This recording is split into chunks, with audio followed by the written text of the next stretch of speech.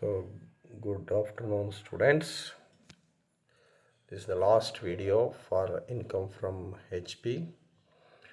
So, 29th problem is pending. Srimati Indira owns 4 houses. HP1 is let out for business purpose. HP2 is occupied for own purposes. And HP3 and HP4 are occupied for own residence. Following particulars available with respect to these properties for the previous year 22-23. Municipal value is given, fair rental value is given, standard rent is also given, annual rent for HP1, unrealized rent for HP1, municipal tax paid by owner 3,000, 8,000, 12,000, 16,000, even paid by tenant is also given in the problem. What is the date of completion of construction? First house 31st/5/21, second house also same 31/5/21, 31/3/21, third house and 31/4/2019. Srimati Indira had borrowed 6 lakhs and 8 lakhs and 13 lakhs respectively for the construction of HP1, HP3 and HP4. Date of borrowing of all loans is June 16th, 2017 and repayment of all loans along with interest 31st/12/2023. During this period, the entire loan amount was outstanding. Rate of interest on all loans is 15% per annum. Determine Srimati Indira's income from HP for the assessment year 23-24. So, calculation of allowable interest. So, date of borrowing, first house 15/6/2017. Date of completion 31/5/2021. What is the pre-construction period? Date of starting 15/6/2017 to 31st/3/2021ಗೆ ನಿಲ್ಲಿಸ್ಕೋಬೇಕಾಗತ್ತೆ. So ಇಲ್ಲಿ first 9.5 ಮಂತ್ಸ್ಗೆ ತಗೊಳ್ಳಿ, 71,250 ಆಗುತ್ತೆ. ಇನ್ನು 6 ಲ್ಯಾಕ್ಸ್ಗೆ second year 90, third year 90, fourth year 90, ಹೀಗೆ ಒಟ್ಟು 3,41,250 ಬರುತ್ತೆ. ಇದನ್ನು 5 ಇನ್ಸ್ಟಾಲ್ಮೆಂಟ್ಸ್ ಮಾಡಿಕೊಂಡ್ರೆ 68,250 ಬರುತ್ತೆ. ಇದಕ್ಕೆ ಪ್ರೀವಿಯಸ್ ಇಯರ್ ಇಂಟ್ರೆಸ್ಟ್ನೂ ಸಹ ಆ್ಯಡ್ ಮಾಡ್ಕೋಬೇಕು, 90,000. ಓಕೆ, ಇಷ್ಟು. ನಾನು ಕಾಂಪ್ಯುಟೇಷನ್ ಆಫ್ GAV HP1ಗೆ municipal value, fair rental value whichever is higher, notional rent, standard rent whichever is less, and expected rent, actual rent whichever is higher. So GAV is 77,000. Next, computation of taxable income from HP. What is the nature of occupation? LOP, and another 2 house is SOP. GAV 77,000, in remaining 2 houseಗೆ ಇರಲ್ಲ. Less municipal tax paid by the owner 3,000 -- NAV ಸಿಗುತ್ತೆ. Less standard deduction 30% of NAV ತೊಗೊಳ್ಳಿ, first ಹೌಸ್ಗೆ ಮಾತ್ರ, ಇನ್ನು second ಹೌಸ್ಗೆ ಇರೋಲ್ಲ. Interest on pre construction interest ಇರುತ್ತೆ. So first ಹೌಸ್ಗೆ 68,250, blocked. Previous interest also 90,000 blocked ಇರುತ್ತೆ. ಈವನ್ ಲಾಸ್ ಬರುತ್ತೆ. ಸೊ ಇನ್ಕಮ್ ಫ್ರಮ್ ಪ್ರಾಪರ್ಟಿ ಅಂತ ನೀವು ಬರೆಯುವಾಗಿಲ್ಲ, ಲಾಸ್ ಫ್ರಮ್ SOP ಅಂತ LOP ಅಂತ ಮಾಡಿಕೊಂಡು HP1 ಲಾಸ್ ಬಂದಿದೆ. ಈವನ್ ಸೊ ರಿಮೈನಿಂಗ್ ಆಲ್ಸೋ ನಿಲ್ಲಿರೋದ್ರಿಂದ ಅಷ್ಟು ಮಾಡಿಕೊಂಡ್ರೆ. Since HP2 is used for own business, it is not an income from HP. So under alternative tax resume, interest on loan for SOP is blocked ಇರುತ್ತೆ. SOP blocked ಮಾಡಿರ್ತಾರೆ, ಹಾಗಾಗಿ ಅದೊಂದು ನೋಡ್ಕೊಳ್ಳಿ. So ಇದು actually problem number 29 ಬಂದು alternative ನ್ಯೂನಲ್ಲಿದೆ. ನ್ಯೂನಲ್ಲಿ ಏನು ಮಾಡೋದಿಲ್ಲ, ಓಲ್ಡಲ್ಲಿ ಮಾಡಿ. ಹಾಗಾಗಿ ಅದು ನ್ಯೂ ಅಂತ ಹೇಳಿದ್ದಾರೆ, ಹಾಗಾಗಿ ಅದನ್ನು ಕನ್ಫ್ಯೂಷನ್ ಮಾಡ್ಕೋಬೇಡಿ. Mister Shekhar is the owner of 3 houses in Bengaluru.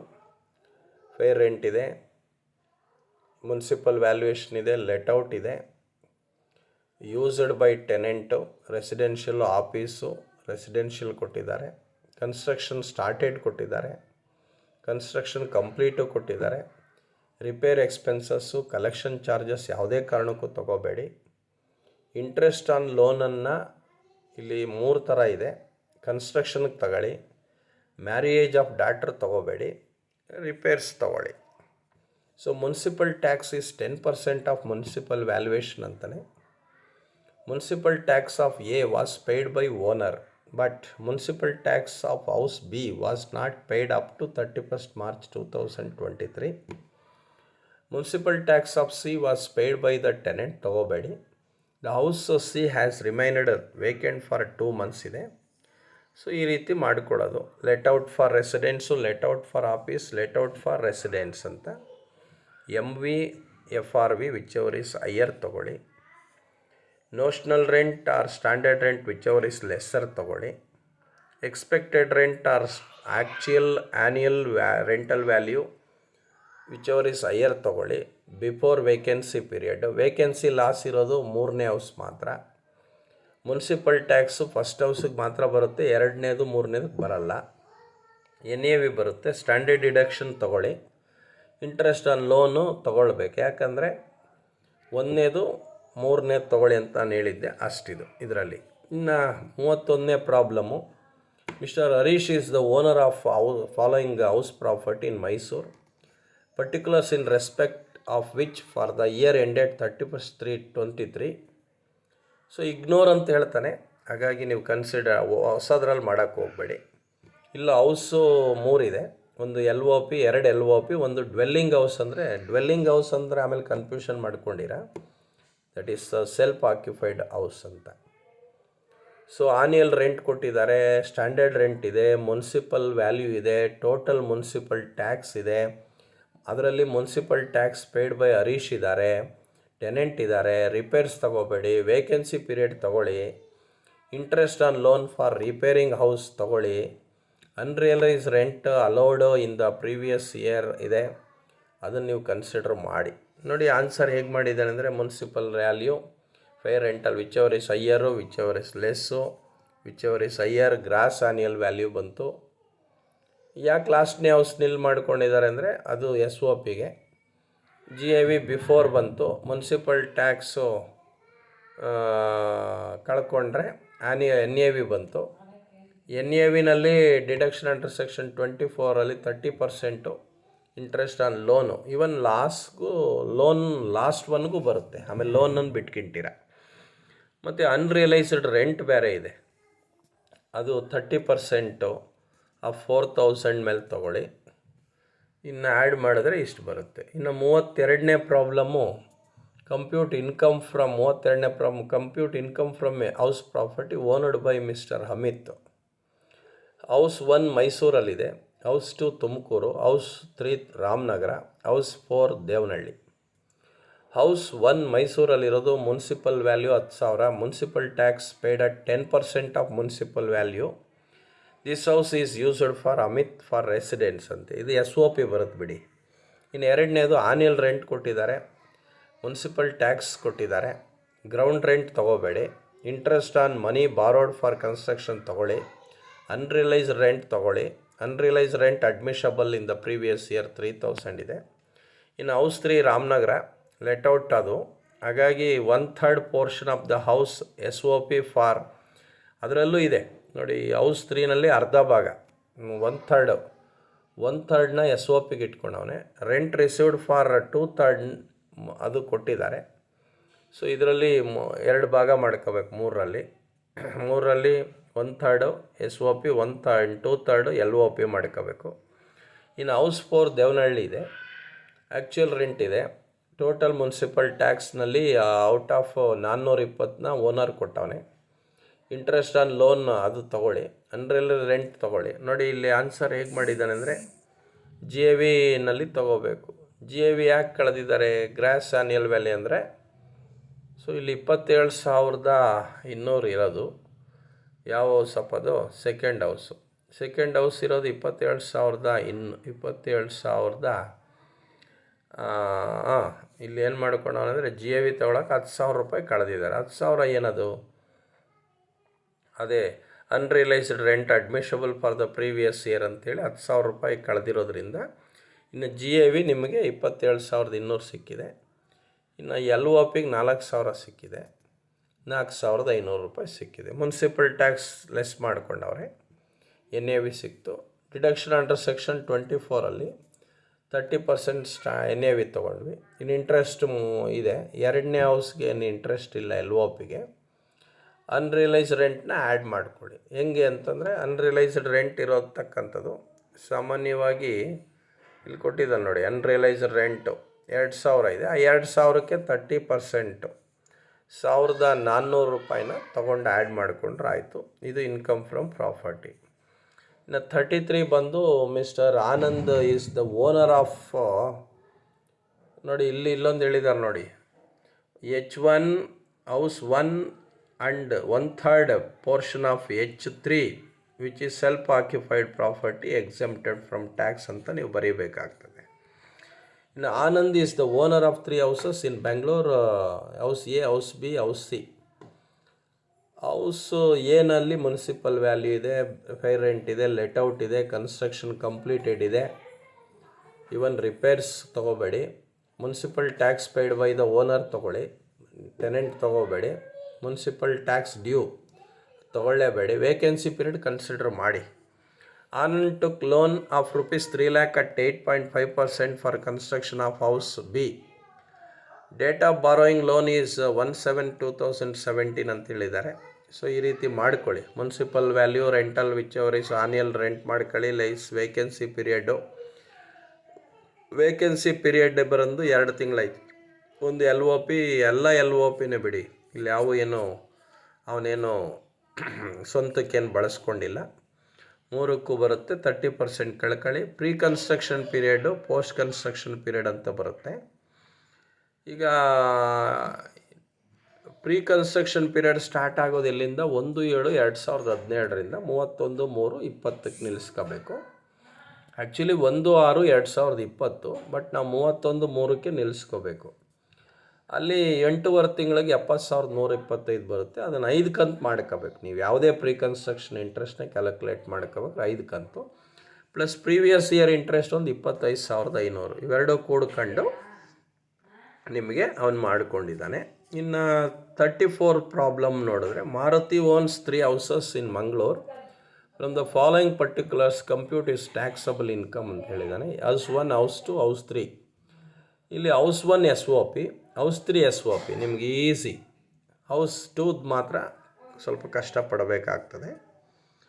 ನೋಡಿ, house 1, house 3 S O P ಮಾಡ್ಕೊಂಡವ್ರೆ. ನಿಲ್ಲದು ಓನ್ಲಿ ಇಂಟ್ರೆಸ್ಟ್ ಮಾತ್ರ ತೊಗೋಬೇಕು. ಬಟ್ 3ನೇ ಹೌಸ್ ಎಸ್ ಒ ಪಿಗೆ ಏನು ಲೋನ್ ತೊಗೊಂಡಿಲ್ಲ. ಈ ರೀತಿ ಮಾಡ್ಕೊಂಡಿದ್ದಾರೆ. ಹಾಗಾಗಿ ಮೈನಸ್ ಇದ್ದರೆ ನೀವು ಪ್ಲಸ್ಸು ಮೈನಸ್ ಮಾಡ್ಕೊಂಡು ಆನ್ಸರನ್ನು ಇಡಬೇಕಾಗ್ತದೆ. ಇನ್ನು 35 ಪ್ರಾಬ್ಲಮ್ಮು 35 ಪ್ರಾಬ್ಲಮ್ಸು ಅಷ್ಟೇ, ಒಂದೇ ಒಂದು ಹೌಸ್ ಇರೋದು. ಅದನ್ನು ನೀವು ನೋಡ್ಕೊಳ್ಳಿ.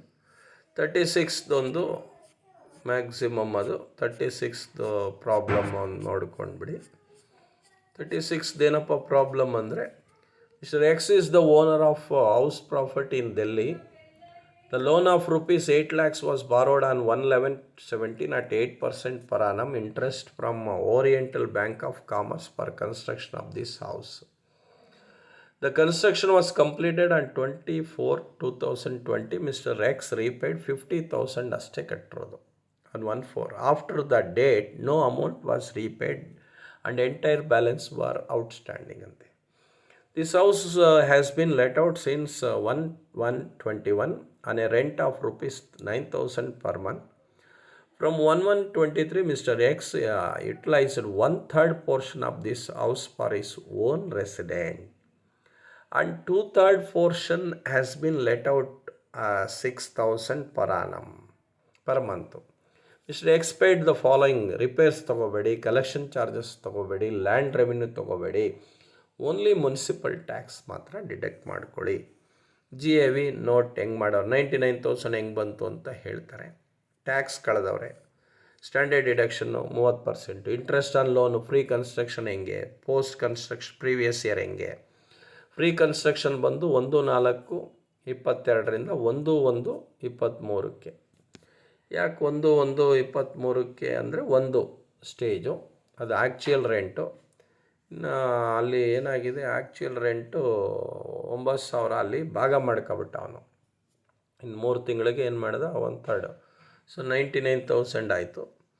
ಇನ್ನು ಇಂಟ್ರೆಸ್ಟ್ 1/11/2017 31/3/20 ಆ್ಯಕ್ಚುಲಿ 24/20 ಇರೋದು. ಬಟ್ ನೀವು ಕಂಪ್ಲೀಟೆಡ್ ಡೇಟ್ ತೊಗೋಬೇಡಿ, ಅರ್ಲಿಯರ್ ಡೇಟು 31st ಮಾರ್ಚ್ಗೆ 8 ಮಂತ್ಸ್ ಆಗುತ್ತೆ.